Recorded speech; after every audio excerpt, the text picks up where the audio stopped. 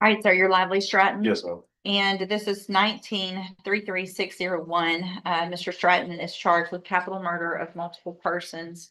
Mr. Radford has filed a writ asking for a bail reduction. I think we talked about this and reset it so that the state could bring any witnesses, and then I would make my decision. We are stepping straight into a courtroom where the stakes couldn't be higher. In just a few seconds, the tone is set with chilling clarity as the defendant is identified and the charge of capital murder involving multiple victims is placed on the table. There's no slow build here. This opening hits hard and fast, immediately pulling you into a case that carries enormous weight. The mention of a bail reduction signals that something significant is about to unfold. You can feel the gravity in the air as the court prepares to hear arguments that could change everything for the man standing trial. Bradford, do you have any witnesses? Yes, we call Lively Stratton for the purposes of this hearing only. Best you can, sir. Please raise your right hand. Do you swear or affirm the testimony in this hearing will be the truth, the whole truth, and nothing but the truth? Yes, ma'am. Thank you. Go ahead, Mr. Radford. Can you state your name for the record? Lively Stratton. And Mr. Stratton, you are the defendant in this case, is that correct? Yes, sir.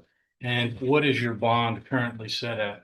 I think after the appeal, I don't think my bond was ever set.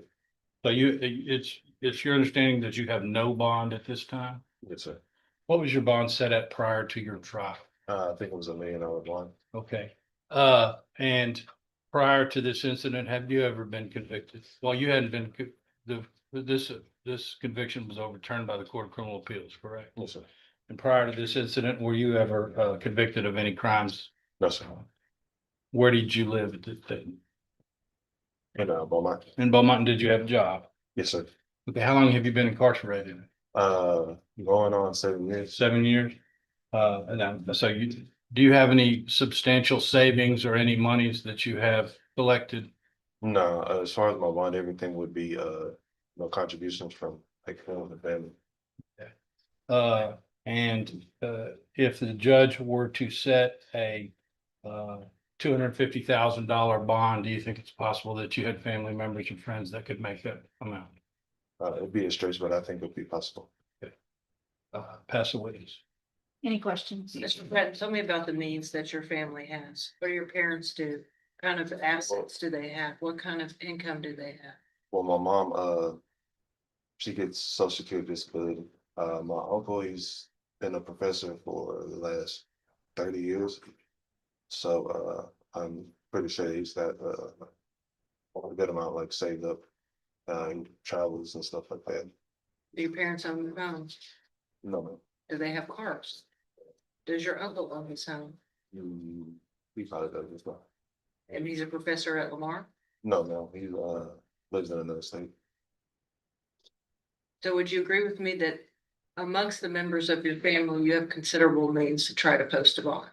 I wouldn't even say considerable because I mean, my uncle is really like kind of tight as far as his money wise. The focus shifts to the defendant himself, and this is where things start to get layered. As he takes the stand, his responses paint a picture of someone trying to appear grounded. No prior convictions, years already spent behind bars, and little to no financial support. But beneath that, there's a subtle tension building. His answers feel cautious, sometimes uncertain, especially when discussing whether his family could realistically post bail. This segment quietly forces you to question what's real and what's being framed for sympathy, making it a crucial turning point in how the audience perceives him. So it'd just be an if, even if he feels like doing it for me. I don't have anything for you, Judge. All right, thank you. Any other witnesses? That's all I have, Judge. Ms. Malfino? Judge, I will call Detective Coffin. Good morning, sir. Would you please raise your right hand? Yes. Do you swear or affirm the testimony you're going to give in this hearing will be the truth, the whole truth, and nothing but the truth? Thank you. Go ahead. And before beginning, Judge, I asked the court to take judicial notice of the trial that you presided over some years ago, which gave you obviously a very good insight into the totality of the circumstances and the facts involving this case, and that there were 4 victims of this case. So just ask Detective Coffin, would you state your name for the record? My name's Frank Coffin. And were you one of the lead detectives on the case State versus Lively Stratton? Yes, ma'am, I was. And that involves the homicide of 4 individuals here next to Lamar campus here in Beaumont, Jefferson County. Yes, ma'am. And you were involved heavily in the trial process preparation, et cetera, and you know what came before the court. Is there anything that you would like to add for Judge West's consideration with respect to a bond being set for Lively Stratton? Well, Judge, I don't know that I nor Beaumont has seen a murder like this before, where 4 people were gunned down so close to a college campus, so carelessly, so quickly. And I can't recall anything like that before. So I think that in itself states that's a significant event as far as murder is concerned. Detective Coffin, based on all of your years of training, experience, investigation of homicides, et cetera, do you feel like Lively Stratton presents a significant threat to the community of Beaumont if he is released? Significant threat. And do you feel like they're, based on the totality of all these circumstances, there's a great likelihood of his flight if he is released from custody? I would imagine that there would be, if knowing what he's faced with, knowing the amount of time that he'd already been sentenced to prison, the time that he can be sentenced again, there's no upside to not leaving. I don't have anything further. The narrative takes a sharp and serious turn. The detective steps in, and suddenly the courtroom energy shifts from personal testimony to cold, hard reality. The description of 4 victims, gunned down near a college campus, adds a heavy emotional weight that's impossible to ignore. The way the incident is described, rare, shocking, and brutal, reframes everything you've just heard from the defendant. Now, the focus is on danger, on risk, and on what could happen if this individual walks free. This moment hits like a reality check, grounding the case in its most severe consequences. Judge, unless the court does from the detective, I just have a couple of statements for argument. Okay, no, thank you, sir. And Judge, Oh, you yeah. have to ask questions. I'm sorry. Detective Coffin, you testified at the trial, is that correct? No, I You didn't. did not? Did you observe the trial? I did. Okay. Well, no, I did not. I'm So you sorry. didn't watch the trial and you didn't testify at the trial? No. Okay, so you don't know what happened at the trial? I was not there for the day-to-day, but I do know what happened. I was here at the courthouse helping prepare with evidence, with witnesses, But you didn't watch the testimony, did you? with interviews. I did not watch the individual testimony. Were you aware that the jury found that 2 of the victims evidently that they didn't convict him of killing the 2 guys with the knives? They convicted the 2 guys without weapons. Were you aware of that? I'm not aware of the details of how many people or of how he killed each person. No. Okay. That's all I have. Anything else? No, Judge. All right, thank you, sir. Thank you, ma'am. Ms. Malvino? Judge, I would ask for a bond in this case that is equal with what the facts of this case are, with the fact that we have 4 homicide victims. I think an ask of $250,000 is extremely low. I think it's offensive to the court to ask for a number like that for all 4 individuals, maybe $250,000 per individual. So that's back at the $1 million bond that he was originally set on. The court, unfortunately, is required to set bond on multiple murders in Jefferson County on a quite frequent basis these days. And I think something in excess of $1 million is more than a reasonable ask in this case. Thank you, Ms. Malvino. Mr. Radford? Judge, I would point out that the jury did find that there was evidently self-defense in 2 of the victims and that there was an error in the charge and that a new jury may find a different result based upon a new jury charge that should have been propounded to the jury. The courtroom tension peaks and the real clash begins.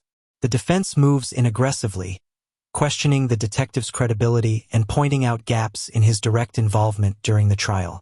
It's a calculated attempt to weaken the prosecution's stance. Then comes a critical twist, the suggestion of self-defense in 2 of the victims, which adds a whole new layer of complexity. But the prosecution doesn't hold back, pushing hard against the idea of a reduced bond and calling the request almost insulting given the scale of the crime. This back and forth is sharp, intense, and filled with strategic pressure. I think that the court should set a reasonable bond in this case. All right, so taking into account the testimony of the prior trial that I did preside over and argument by counsel, I'm going to grant the writ and set bail. I am going to find that bail in the amount of $1 million is appropriate for the nature of this offense and in line with what I know about the case and the argument. What if there was bond made, there would be a GPS monitoring device required and house arrest. I would obviously, if that bond was made, need to know what that address would be. And then we will get the case set for an announcement and then move it to the trial as quickly as any you guys are ready to do that. Do we have a discovery? And Judge, I do have an update while we're here on it. Sure. With respect to discovery, Ms. Mayfield. Final stretch delivers the outcome everyone's been waiting for. The judge steps in, weighing everything that's been said, and makes a decisive call. A $1 million bond, reinforcing just how serious this case truly is. But it doesn't end there. Strict conditions like GPS monitoring and house arrest underline the level of concern surrounding the defendant's potential release. As the discussion shifts to discovery and case preparation, you get a glimpse into the complexity behind the scenes.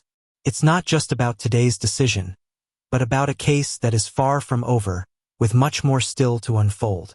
Was very diligent in going through what we had, what we were able to locate on some thumb drives that we had made as just a backup in this case. Obviously, with the age of the case, et cetera, the court is aware of some of our hurdles we've had in recreating this massive file. Basically, we've also been working with Detective Coffin and BPD to make sure that we can get everything that is available to us to provide to Mr. Radford. I have done a spreadsheet type itemization of the media that I believe is there, what I would ask so that counsel and I are on the same page and to make sure we both have the same things is that he would go through and itemize this in comparison with mine and make sure to let me know if he feels like there's anything that's missing. I will do the same now with this media itemization. I will go through and compare it to the hard copy file itself and cross over and make sure that we're not missing anything, but I do have 2 flash drives to turn over to him today. I also have spoken with